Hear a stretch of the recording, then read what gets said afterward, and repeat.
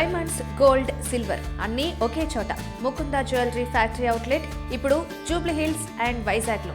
ఆంధ్రప్రదేశ్లో గ్రామ పంచాయతీల పరిపాలనలో కీలక మార్పులకు ప్రభుత్వం శ్రీకారం చుట్టింది. గ్రామాల అభివృద్ధిని వేగవంతం చేయడం, గ్రామీణ ప్రాంతాల్లో పట్టణ స్థాయి సౌకర్యాలు కల్పించడం లక్ష్యంగా పంచాయతీల పునర్వర్గీకరణకు ప్రభుత్వం గ్రీన్ సిగ్నల్ ఇచ్చింది. ముఖ్యమంత్రి ఎన్ చంద్రబాబు నాయుడు ఆదేశాల మేరకు ఆంధ్రప్రదేశ్ పంచాయతీరాజ్ డిపార్ట్మెంట్ అధికారులు రూపొందించిన ప్రతిపాదనలను ప్రభుత్వం ఆమోదించింది. దీంతో ఇప్పటి వరకు అమల్లో ఉన్న పంచాయతీ వర్గీకరణ విధానంలో మార్పులు చోటు చేసుకున్నాయి. ఇప్పటి వరకు 3 రకాలుగా ఉన్న పంచాయతీలను ఇకపై జనాభా, వార్షిక ఆదాయం ఆధారంగా 4 కేటగిరీలుగా విభజించారు. గ్రామాల పరిమాణం, అభివృద్ధి స్థాయి, అవసరాలను పరిగణలోకి తీసుకుని ఈ వ్యవస్థను రూపొందించారు. ఈ కొత్త విధానంలో ముఖ్యమైన అంశం రూర్బన్ పంచాయతీ అనే కొత్త కేటగిరీని ప్రవేశపెట్టడం.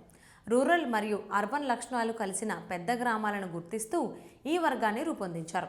కొత్త నిబంధనల ప్రకారం 10,000కు పైగా జనాభా మరియు ₹1,00,00,000 కంటే ఎక్కువ వార్షిక ఆదాయం ఉన్న గ్రామాలను రూర్బన్ పంచాయతీలుగా గుర్తిస్తారు.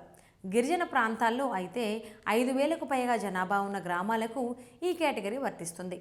ఈ పంచాయతీలలో రహదారులు, తాగునీటి సరఫరా, పారిశుద్ధ్యం, డ్రైనేజ్, వీధి దీపాలు వంటి పట్టణ స్థాయి మౌలిక సదుపాయాల అభివృద్ధికి ప్రాధాన్యమివ్వనున్నారు.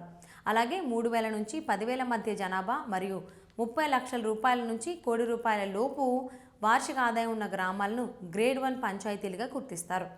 మండల కేంద్రాలుగా ఉన్న గ్రామాలు ఎక్కువగా ఈ వర్గంలోకి వచ్చే అవకాశం ఉంది. 2,000 లోపు జనాభా ఉన్న పంచాయతీలను గ్రేడ్ 2 కేటగిరీలో, 1,500 కంటే తక్కువ జనాభా ఉన్న చిన్న గ్రామాలను గ్రేడ్ 3 పంచాయతీలుగా గుర్తించారు. ఈ కొత్త వర్గీకరణతో ప్రతి పంచాయతీకి ఉన్న జనాభా, ఆదాయం, అవసరాలను పరిగణలోకి తీసుకుని నిధులు కేటాయించడం సులభమవుతుందని అధికారులు చెబుతున్నారు. దీంతో గ్రామాల్లో రహదారులు, నీటి సరఫరా, పారిశుద్ధ్యం, డిజిటల్ సేవలు వంటి మౌలిక సదుపాయాల అభివృద్ధి వేగవంతం అవుతుందని ప్రభుత్వం భావిస్తోంది. ముఖ్యంగా పట్టణాల్లో వేగంగా అభివృద్ధి చెందుతున్న పెద్ద గ్రామాలకు రూర్బన్ పంచాయతీ వ్యవస్థ కీలకంగా మారనుందని అధికారులు అభిప్రాయపడుతున్నారు.